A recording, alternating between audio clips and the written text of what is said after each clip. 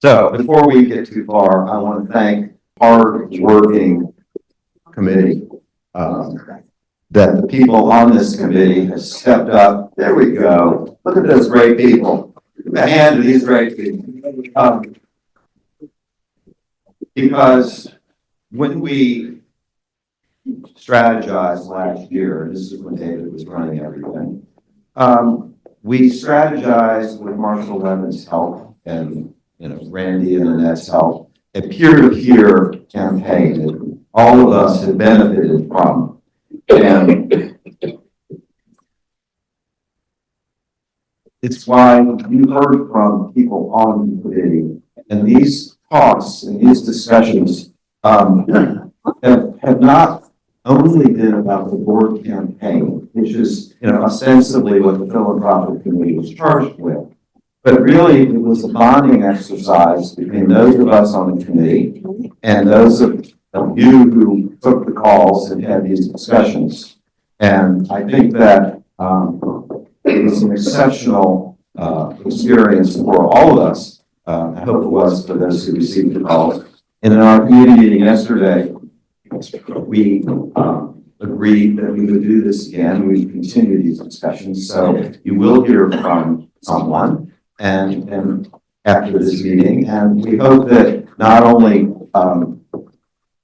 we'll talk about the board campaign at some point this year, but also we'll get everybody's feelings about the meeting and what you learned, and what you think, because it becomes a back and forth transmission of data of how we can do things better. So, where are we? Next. Okay. There we go. Okay. So, since 2019, our board campaigns has grown by 80%. So it was 575,000 in 2019. And this year it was over $1 million. I mean, that's huge money. And this money is unrestricted money for the organization, which is for all of us who are involved in philanthropy. We all are in our locals, wherever we are. Unrestricted is the hardest to get, and it's the most valuable. And so it's a great accomplishment. And this year, the exact number was $1,028,505.38 that was raised and pledged. It's a huge number, and this was 98% of our members, and the only reason it wasn't 100 is somebody had some personal issues, and we're still waiting for that, and we're going to get it, and it'll be 100%. And the 100% also included 12 former members of this board who still have the passion and still have the love and are still excited about helping out financially. And that's an amazing deal because that's 18% more than we got in 2023 from this group. So highlights that you see, 21 gifts were increased. Let's see, by an average of 40%. And really more remarkable, of the $1,028,000 that was pledged, over $1 million has already been received, booked, and as Michael says, spent. So, that's remarkable in the fundraising business to have the money come in that quickly. And it's really important. It was seriously important last year as we were working through a lot of the budget. And you've heard from the Finance Committee. So, amazing, just amazing. Also, that number included $152,000 that's already pledged for 2025 from several of our members who have done a 2-year commitment. And the 2-year commitment really becomes extremely valuable to the Finance Committee to know what they have spent or what we have to spend in 2025. So think about that and think about whether or not you can do a 2-year commitment going forward, because it just makes the budgeting process so much more transparent and seamless when the Finance Committee and management knows how much they have to spend. So thank you for those who've done the 2-year, and thank you to those who will consider a 2-year going forward. And, it doesn't happen without all of you leaning in, and we thank you, and the Philanthropic Committee thanks you, and the JCC of North America thanks you. Did I get that right? Is that what we're calling The Association. Okay, JCC Association of North America. I haven't been a committee chair for very long, and I'm still learning the process. And so, like I said, we'll be doing the peer-to-peer again this year, so stay tuned. And as I said, I think most of us on the committee felt that we got to know some of you better because of our conversations. And it pays off when you come to a meeting like this and you actually know who you're talking to and you know something about them. And I think it makes for a stronger organization when we have these links together. When we learn things, we learn things about each other. And I had a conversation, I don't want to put Mindy on the spot. Mindy, are you here? Yeah. She is. I had a great conversation with Mindy, and she is an amazingly talented HR specialist person. And I think that just talking to her and realizing her capabilities, and she volunteered to help out on an HR issue already. And those are the things you learn just by talking to people and finding out people's capabilities and interests. So thank you, Mindy, for that. And I hope we'll find other opportunities for people in the room to help out on things that we might not have known before that we were involved in. So thank you for that. We talked about the fact that beside the dues, this is the unrestricted money that we get. And it's really important for other reasons as well. Every board analysis that funders do, one of the first questions that we ask is, what percentage of your board gives? And when they see 100%, they say, okay, this is a committed board. We can talk about that. And when we send in a grant proposal, when we say 100% of our board gives, and this is how much money we receive from our board, it is a credibility issue. And so it's a powerful example to funders. And it also sends a message to the staff that this board supports the organization and supports staff initiatives and wants things to happen. And we also included in our new board package the fact that a board gift is expected. I had some conversations with people who said, what do you mean a board gift? I give to my local J. Isn't that enough? And I said, well, what does it say? Is it sufficient? Is it necessary? Sufficient? It's necessary, but not sufficient, right? SAT problem. We're happy that everybody will now know that this is necessary to do. So thank you for that. So we talked about a 2-year commitment. That's something coming up. So the board campaign is part of the fundraising. It's a major part of unrestricted.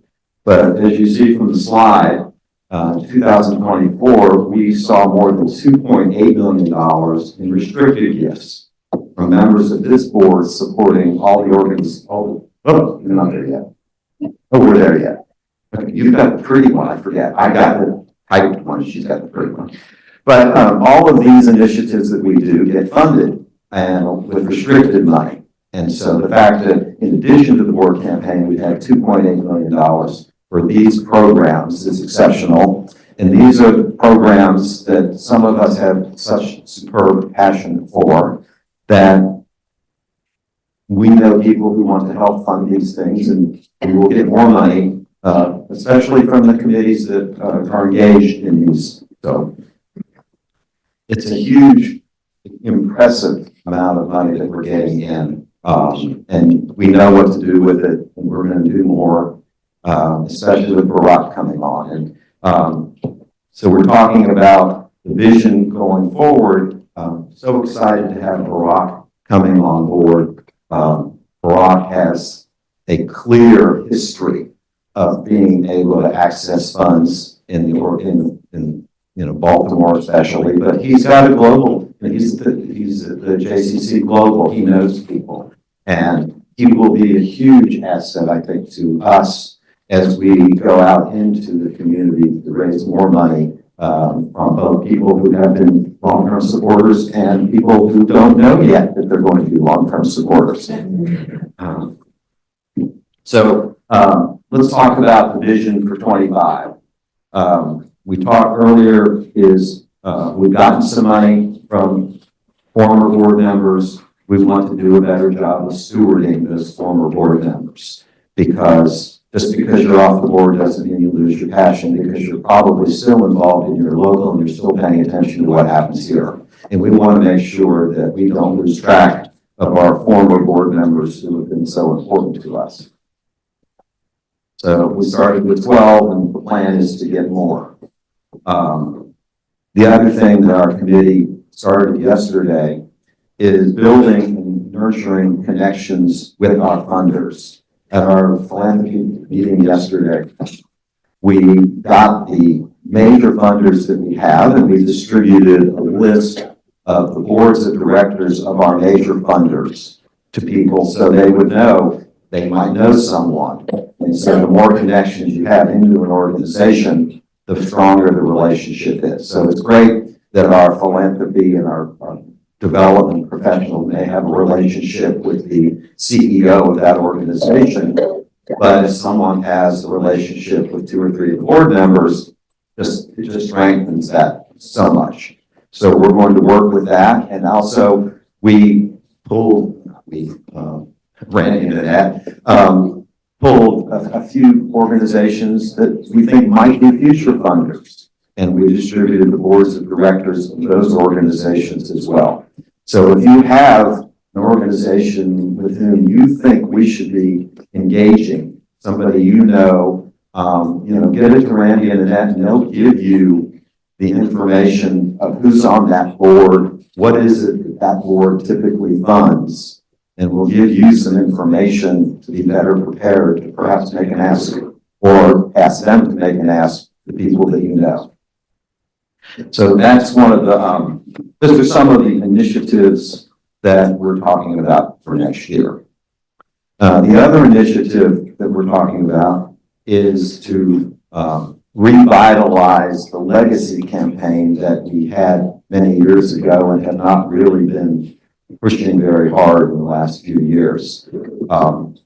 Again, it gets back, a lot of that former board members will be a nice touch point for them in terms of, do you want your legacy to include the JCC Association of North America?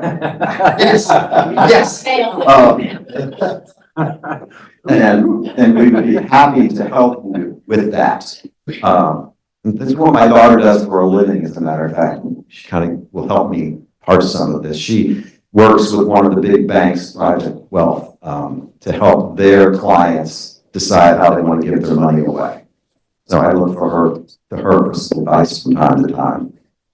And we've asked Stephen Kaufman, who was supposed to be here, couldn't make it today, to help spearhead the legacy campaign. Stephen's had lots of experience in that, and very financial oriented, and understands all pieces that can go in this. So we're very excited about the legacy campaign, and Jen and I guess Randy and Ned will be meeting this month with the Greenspoon Foundation. I think most of us seen Greenspoon in our own communities and see what they have done.